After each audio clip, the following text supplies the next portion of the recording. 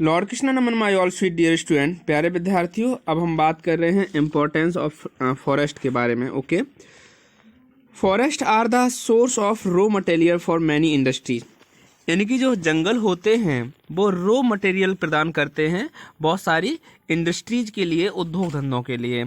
Forest provide us with useful product like wood यानी कि लकड़ी, rubber, oil, fibre like jute, leaves में flower and other parts of some plant are used in preparing medicines.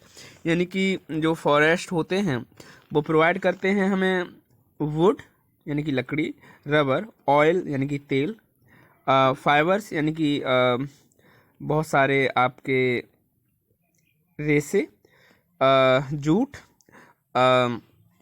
पत्तियाँ, फूल और दूसरे part. Some plant are used in preparing for medicinal, यानी कि कुछ प्लांट ऐसे होते हैं जिसमें मेडिसिनल प्रॉपर्टीज होती हैं। Okay, forest prevent soil erosion, यानी कि मृदा का कटाव रोकते हैं।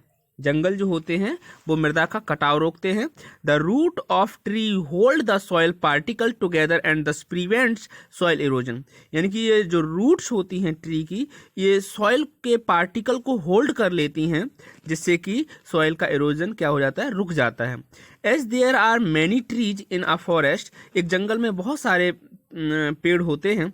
Control the soil erosion over the large area, जो एक बड़े एरिया का सॉइल इरोजन रोक सकते हैं। Trees also act as barrier for blowing winds and blowing water that causes soil erosion. पेड़ जो होते हैं वो बैरियर का कार्य करते हैं, ब्लोइंग विंड यानी कि तेज हवाओं के द्वारा, और फ्लोइंग वाटर बहते हुए पानी के द्वारा ये सॉइल इरोजन को रोकते हैं। ठीक है, थर्ड पॉइंट है forest help in controlling flood and drought, यानी कि जंगल जो होते हैं कंट्रोल करते हैं बाढ़ को, फ्लड माने बाढ़, एंड ड्रॉट, ड्रॉट माने सूखा, यानी कि जंगल जो हैं बाढ़ और सूखा को रोकते हैं। Trees act as barrier for flowing water and reduce its speed, यह बहते हुए पानी की स्पीड को रोक देते हैं। Forest can also hold a large amount of water, और फॉरेस्ट जो होते हैं बहुत बड़े अमाउंट को होल्ड कर सकते हैं। It act as natural absorber of water, और यह प्राकृतिक अवशोषक, यानी कि यह पानी के प्राकृतिक अवशोषक होते हैं। दस अलाउइंग इट टू सीप, यह सोख सकते हैं, सीप माने सोखना। Hence it help to controlling flood, इसलिए ये बाढ़ को कंट्रोल कर सकते हैं। This also maintains the water table throughout the year, जिससे कि वाटर टेबल को मेंटेन किया जा सकता है। आपको पता है कि सॉइल के ज़मीन के अंदर वाटर टेबल जो है हर साल गिर रही है ना, क्योंकि प्लांट्स की क्वांटिटी बहुत कम हो गई है हमारे नेचर में। दस प्रिवेंटिंग ड्रॉट, और ये मतलब सूखा को भी प्रिवेंट कर सकते हैं, है ना। वाटर टेबल जब कंट्रोल में रहेगा और यहाँ पर सूखा भी नहीं होगी, क्योंकि प्लांट कहीं ना कहीं बारिश को अपनी तरफ आकर्षित करने का कार्य भी करते हैं, आकर्षित करते हैं। ठीक है, forest are a home to animal, यानी कि जो जंगल होता है वो जानवरों का घर होता है। Forest provide shelter to countless animal, जंगल जो है शेल्टर प्रोवाइड कराता है, निवास स्थान प्रोवाइड कराता है असंख्य जंतुओं को, यानी काउंटलेस एनिमल, असंख्य जंतुओं को। Many animals like birds, monkey, deer, lion, elephant, tiger, rabbits etcetera live in forest, ये बहुत सारे जो जीव हैं ये जंगल में रहते हैं। Forest are also home for many tribal people, यानी कि जंगल जो है जनजातीय लोगों के रहने का स्थान भी है। मैंने आपको भारत के 7 सिस्टर स्टेट के बारे में बताया था, और मैंने आपको ये समझाया था कि वहाँ पर सबसे ज़्यादा जो जंगल हैं वहाँ पर ट्राइबल कम्युनिटी रहती हैं। यहाँ पर 3 बड़ी बड़ी पहाड़ियाँ भी थी जिनको हम कहते थे गारो हिल्स, खासी हिल्स, जयंतिया हिल्स। इन जनजातियों के नाम पर पहाड़ियों के नाम है, और वहाँ बहुत सारी जनजातियाँ इन्हीं पेड़ पौधों जंगलों में रहती हैं, है ना स्टूडेंट। तो many tribal lives in forest and depend on forest for food, ये फूड के लिए डिपेंडेड है, शेल्टर के लिए डिपेंडेड है, water and medicines. This tribal people has wide knowledge about many plant with medicinal value in forest, है ना। तो ये ट्राइबल पीपल जो हैं बहुत अच्छी नॉलेज रखते हैं मेडिसिनल वैल्यू की, यानी कि जंगल में कौन सा प्लांट जो है मेडिसिनल वैल्यू रखता है, इनके बारे में इन ट्राइबल कम्युनिटी को बहुत अच्छी नॉलेज होती है।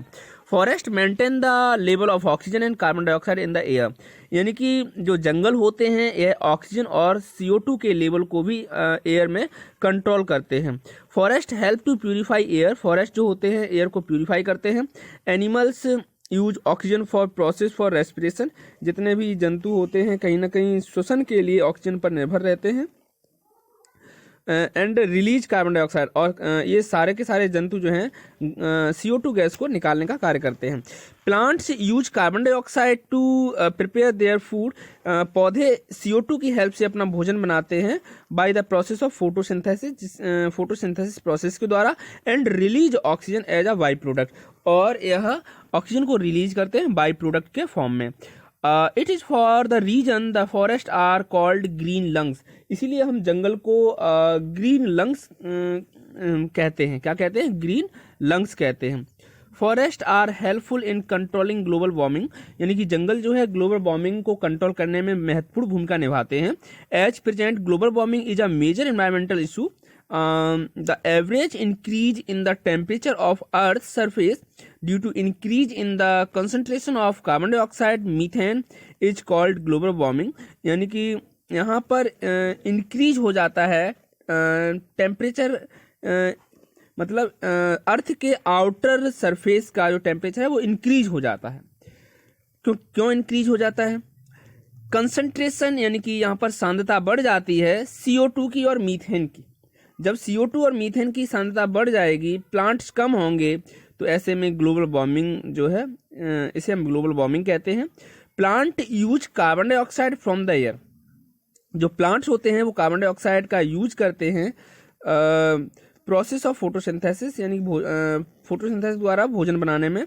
And help to keep the level of carbon dioxide under control to great extent, और CO2 के लेवल को कंट्रोल करने का कार्य करते हैं। Forest help to regulate climate, यानी कि फॉरेस्ट जो है क्लाइमेट को रेगुलेट करने में, बैलेंस करने में भी एक अहम भूमिका निभाते हैं। Plant release water vapour into the air by process to transpiration, plant यहाँ पर रिलीज करते हैं वाटर वेपर को air by the process of transpiration, यानी कि बाष्पोत्सर्जन के द्वारा ये क्या करते हैं, वाटर वेपर को रिलीज करते हैं।